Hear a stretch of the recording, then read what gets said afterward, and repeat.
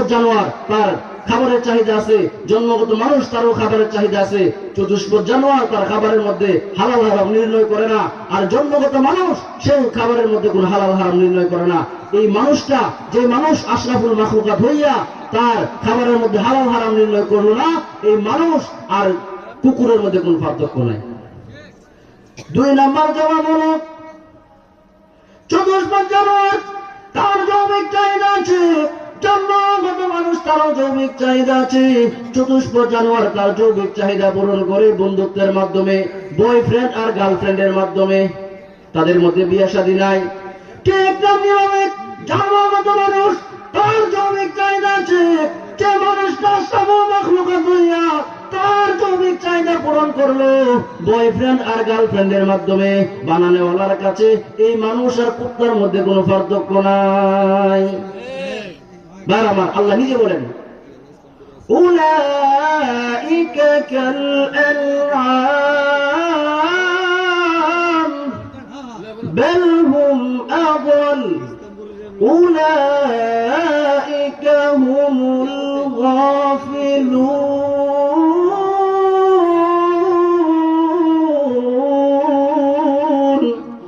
আল্লাহ রাব্বুল আলামিন বলেন কাঞ্চন কাল আনআম, তারা চতুষ্পদ জানোয়ারের মতো। আল্লাহ বলেন বালহুম আদল, এর চেয়ে আরো নিকৃষ্ট। লক্ষ্য করে দেখুন, জন্মগত মানুষের কোন মেলু নাই।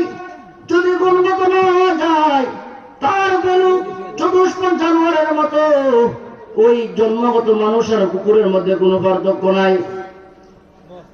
লক্ষ্য করে দেখুন, হযরত ওমর ছিলেন যেদিন জন্মগত মানুষ, তরবারি হাতে নিয়ে রওনা দিয়েছে রাসূলের মাকাম করার জন্য। কি জঘন্যতম কাজ! যে জায়গায় প্রাণীরা পর্যন্ত আল্লাহর নবীকে ইজ্জত করে, আল্লাহর নবীর পর যখন 8 বছরে উপনীত হলো, আল্লাহর নবী বিশ্বনবী রাহমাতুল লিল আলামিন সাফা এবং মারওয়া এই 2 পাহাড়ের মাঝখানে কান্না করে, প্রভু গো, এতিম বানায় দুনিয়াতে পাঠাচ্ছ। আল্লাহ, দুনিয়াতে আসার আগে বাবা কেমন ছিল দুটি চোখে দেখি নাই। প্রভু, দুনিয়াতে আসার পরে 6 বছর হতে মাকে ওই দুনিয়ার জমিন থেকে উঠায় নিয়েছ। আমার কি হলো?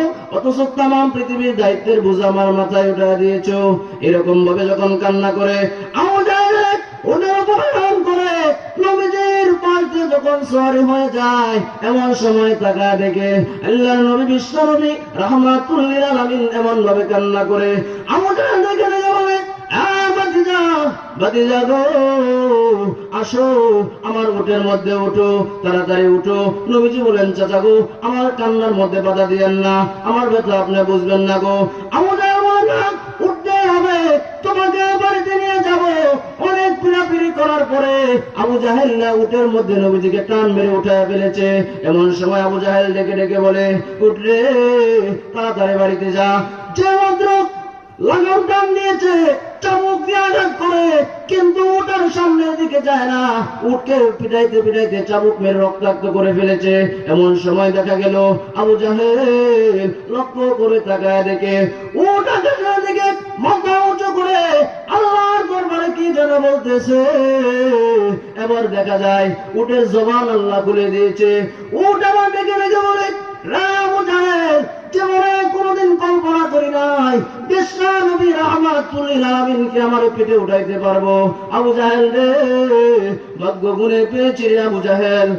আবু জাহেল, কিন্তু তোর মতো বেয়াদব আবু জাহেল যদি সামনে বসে নবীজিকে পিছনে বসায় যদি বিশ্ব নবীর সঙ্গে বেয়াদবি করবে, আবু জাহেল রে, আমি আল্লাহর কসমকে বলি, আমার জীবন চলে যাইতে পারে, আল্লাহর কসমকে বলি, আমি উট 1 ইঞ্চিও সামনের দিকে আগাবো না। সুবহানাল্লাহ। ভাইরা আমার, লক্ষ্য করে দেখুন, যে মাত্র এবার আবু জাহেল নবীজিকে সামনে বসায়া আবু জাহেল যে মাত্র পিছনে বসলো, উটের লাগাম ধরে যে মাত্র টান দিয়েছে, এবার দেখা গেল উট এমন স্পিড গতিতে যায়, সামনে যদি কোনো টিলা পায় লাফ দিয়ে চলে যায়। অসংখ্য বলিত ঘটনা আজাইবুল খারাইক নামক কিতাবের মধ্যে আল্লাহর নবী বিশ্ব নবী রাহমাত সাপুরিয়ার সঙ্গে সাক্ষাৎ হয়ে গেল। ইহুদি সাপুরিয়া বলে, মান আনতা, আপনি কে গো? আল্লাহর নবী বলেন, আমি কে? আমাকে জিজ্ঞাসা করে লাভ নাই, তোর সাপটাকে জিজ্ঞাসা কর আমি কে। ইহুদি সাপুরিয়া কয়, আমার সাপ তো কথা বলতে পারে না। নবীজি বললেন, না বলতে পারলে আমি আছি, তুই আগে জিজ্ঞাসা করস না। এবার ইহুদি সাপুরিয়া বলে, সাপরে তুই কি ওনাকে চিনিস নি? এবার দেখে সাপ ফনা করে জিহ্বা বের করে বলে, হুয়া মুহাম্মাদুর রাসূলুল্লাহ, তিনি আল্লাহর রাসূল। ইহুদি সাপুরিয়া বলে, আল্লাহকে। এবার দেখে সাপ আমার জিহ্বা বের করে, ফানা ধরে জিহ্বা বের করে বলে, রে নাদাম বেগম কোথাকার, তুই আল্লাহকেও চিনিস না? ওই আকাশ, এই জমিন, এই বিশ্ব ব্রহ্মাণ্ড, তোমাকে আমাকে যিনি বানায়েছেন তিনি হলেন মহান আল্লাহ রাব্বুল আলামিন। ভাইরা আমার লক্ষ্য করে দেখুন, প্রাণীরা আল্লাহর নবীকে ইজ্জত করে, কিন্তু জন্মগত ওমর তরবারির নিয়ে রওনা দিয়েছে রাসূলের মাকাম মুবারক আনার জন্য। যে জায়গার মধ্যে প্রাণীরা পর্যন্ত আল্লাহর নবীকে ইজ্জত করে সম্মান দেয়, ভাইরা আমার লক্ষ্য করে দেখুন, জন্মগত মানুষ, জন্মগত ওমর হইয়া এই কাজ করেছে। কিন্তু এই ওমর যেদিন থেকে গুণগত হয়েছে, সেদিন দেখা যায় আবু বকর সিদ্দিক রাদিয়াল্লাহু আনহুর শাসনামলে উমর ফারুক রাদিয়াল্লাহু আনহু উনি রাস্তা দিয়ে হেঁটে হেঁটে যায়। এমন সময় দেখা গেল হযরত উমর ফারুক রাদিয়াল্লাহু আনহু গুণগত উমর একজন বৃদ্ধা মহিলার বাড়ির সামনে দিয়ে যায়। এমন সময় তাকায় দেখে ওই মহিলার বাড়ির সামনে একটা পানির ট্যাঙ্কি আছে। ওই পানির ট্যাঙ্কি ভরে দেওয়ার মতো কোন মানুষ তার নাই। ওমর রাদিয়াল্লাহু আনহু ভাবলেন, এই পানির ট্যাঙ্কিটা আমি রাত্রেবেলা লুকাইয়া ভরে দেব, কেউ যেন জানতে না পারে। এই পরিকল্পনা করে উনি রাত্রেবেলায় আসলেন পানির ট্যাঙ্কি ভরে দেওয়ার জন্য। পানির ট্যাঙ্কি ভরে দেওয়ার জন্য এসে টাকা দেখে পানির ট্যাঙ্কি কে যেন ভরে দিয়েছে। ওমর ফারুক বললেন, দেরি হয়ে গেছে, আরেকটু আগে আসতে হবে। উনি আরেকটু আগে আসলেন, এসে দেখে কে যেন পানির ট্যাঙ্কি ভরে দিয়েছে। উনি ভাবলেন দেরি হয়ে গেছে, আরেকটু আগে আসতে হবে। উনি আরেকটু আগে আসলেন, এসে দেখে কে যেন পানির ট্যাঙ্কি ভরে দিয়েছে। উনি ভাবলেন দেরি হয়ে গেছে, আরেকটু আগে আসতে হবে। আরেকটু আগে আসলেন, এসে দেখে কে যেন পানির ট্যাঙ্কি ভরে দিয়েছে। হযরত ওমর বলেন, এটা কে গো তুমি? আমি ওমরের আগে আগে কাজ করে বসো, আমার আগে আগে পানির ট্যাঙ্কি ভরে দাও। আগামীকাল পানির ট্যাঙ্কি ভরবো না, ওই লোকটাকে আমি ধরবো। কে গো তুমি? আমি উমরের আগে আগে কাজ করে বসো। হযরত ওমর রাদিয়াল্লাহু আনহু উনি ওই মানুষটাকে ধরার জন্য যে মাত্র গিয়েছে, এমন সময় আবারও দেখে কে যেন পানির ট্যাঙ্কি ভরে দিয়েছে। উনি ভাবলেন, না গো, এটা কোনো মানুষ নয়, জিন্নাত হবে। আমি উমরের আগে আগে, কে তুমি? পানির ট্যাঙ্কি ভরে দাও, তোমাকে আমি ধরবো, চাপটাও মেরে ধরবো। আমি উমরের হাত থেকে তুমি রেহাই পাবে না। এবার তিনি গেলেন ওই লোকটাকে ধরার জন্য, ওই জিন্নাত ধরার জন্য। ওই জিন্নাত ধরার আশায় যে মাত্র উনি রওনা হলেন, অন্ধকারাচ্ছন্ন হতে না হতে, লোকজনের চলাফেরা বন্ধ হতে না হতে ওমর রাদিয়াল্লাহু আনহু রওনা দিয়েছে ওই জিন্নাতটাকে ধরার জন্য। ওমর রাদিয়াল্লাহু আনহু তিনি তো জিন্নাতকে ভয় পায় না। আল্লাহর নবী বলেন, ওমর, জিন্নাতের বাপেও তোমারে ভয় পায়। জিন্নাতের বাবার নাম হলো ইবলিস। ওমর রাদিয়াল্লাহু আনহু ওই যে রাস্তা দিয়ে চলবে, ওই রাস্তা দিয়ে জিন্নাত পর্যন্ত চলতো না। ওমর রাদিয়াল্লাহু আনহু জিন্নাত ধরার জন্য গেলেন। ওমর রাদিয়াল্লাহু আনহু বলেন, এক্ষুনি আমি তোমাকে ধরবো, চাপটা মেরে ধরবো।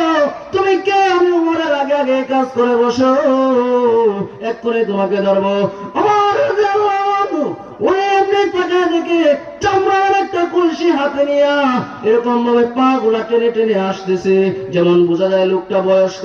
আর না হয় তুমি কে? তুমি পা গুলা টেনে টেনে হাঁটো। ওমর রাদিয়াল্লাহু আনহু এবার ওই মানুষটাকে ধরার জন্য উনি ইচ্ছা করে যে মাত্র সামনে আগাইলো, এবার বলে, আমি তোমাকে এক্ষুনি জাপটা মেরে ধরবো। এমনি সামনে আগায় ওই মানুষটাকে জাপটা মেরে ধরেছে। সামনে টাকা থেকে চাদরের ভিতর থেকে বের হয়ে এসেছে হযরতে আবু বকর সিদ্দিক। আর জোরে বল সুবহানাল্লাহ। আশ্চর্য! আমিরুল মুমিনিন, নবীর পরে উম্মতের মধ্যে সবচাইতে দামি ব্যক্তি হইয়া, বিশ্ব নবীর শ্বশুর হইয়া, জান্নাতের সার্টিফিকেট প্রাপ্ত সাহাবী হইয়া তুমি আমি উমরের আগে আগে এই কাজ করবা, আমি উমরের আমার ধারণার মধ্যেও ছিল না। হে আমিরুল মুমিনিন ও খলিফাতুল মুসলিমিন, আমার বেয়াদবি হয়েছে, আমার অন্যায় হয়েছে, আমাকে মাফ করে দিন, আমাকে ক্ষমা করে দিন। আমি যদি জানতাম আমি এই কাজ করতাম না। আমার আগে আমার তিনি কান্না করতে লাগলেন, তিনি বলতে লাগলেন, প্রভু আমাকে, আমি যদি মানুষ না হইয়া যদি জমিনের ঘাস হয়ে যেতাম, তাহলে আমি ঘাস হয়ে গেলে আমার কোনো হিসাব নিকাশ হইতো না। প্রভু গো, এরকম ভাবে তিনি কান্না করতে লাগলেন। ভাই আমার লক্ষ্য করে দেখুন, আল্লাহর নবী, বিশ্ব নবী, রাহমাতুল লিল আলামিনের সাহাবী হযরতে উমর রাদিয়াল্লাহু আনহু, উনি যখন গুণগত হয়েছে, এবার দেখা যায় হযরত উমর ফারুক রাদিয়াল্লাহু আনহু বৃদ্ধা মহিলার পানির ট্যাঙ্কি ভরে দেওয়ার জন্য অপেক্ষা করে। এই গুণগত রাসূল তৈরি করেছে, কোরআন তৈরি করেছে। ভাইরা লক্ষ্য করে দেখুন, আমাদের বাংলার সমাজে যেদিন থেকে এরকম ভাবে আবু বকর আর উমর রাদিয়াল্লাহু আনহুর মতো গুণগত মানুষ হবে, সেদিন থেকে আমাদের বাংলার সমাজে অশান্তি থাকবে না। তোমার আমার সকলে জুড়ে সুরে একটা তাকবীর দেন, নারায়ে তাকবীর, নারায়ে তাকবীর, আল্লাহু আকবার। আল কোরআনের আলো ঘরে ঘরে জ্বালো, ঘরে ঘরে জ্বালো, আল কোরআনের আলো, নারায়ে তাকবীর, আল্লাহু আকবার। ভাই আমার, আমাদের কাঙ্ক্ষিত মেহমান উনি আমাদের মধ্যে উপস্থিত হয়েছেন।